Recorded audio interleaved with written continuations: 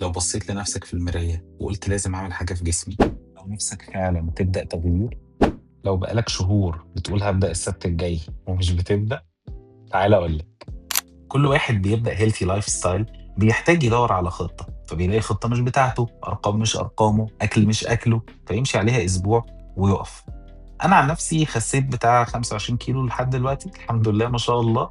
ولما بدأت ما كانش في حد يقول لي آكل إيه، أكلي إيه، إيه اللي حلو لجسمي. أنا اتعلمت ده بالتعب والأبحاث. ف يعني I'm so excited. عملت حاجة اسمها بداية. ايه بداية؟ بتدخل تجاوب شوية أسئلة في دقيقتين تلاتة، يطلع لك الخطة بتاعتك انت، ارقامك، الكالوريز بتاعتك، البروتين بتاعك اللي انت محتاجه، إيه على الاكل بتاعك، الفول، الكشري، الاكل اللي بتجيبه من بره. شوف بقى انت بتحب تاكل ايه.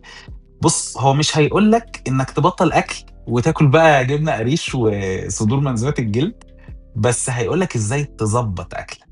واحنا مش محتاجين اكتر من كده. وده مش بديل عن دكتورك. لو عندك اي مرض مزمن لازم ترجع لدكتورك الاول، بس على الاقل تبقى بادئ صح. انا مش ببيع لك حاجه، انا عملت اللي كان نفسي يبقى معايا وانا ببدا، وسبته لك ببلاش. اللينك في الديسكريبشن. فاعمل شير للفيديو ولللينك، ابعته لاي حد نفسه يبدا بس كل شويه بيأجل، وقول له مش السبت الجاي، ابدا النهارده.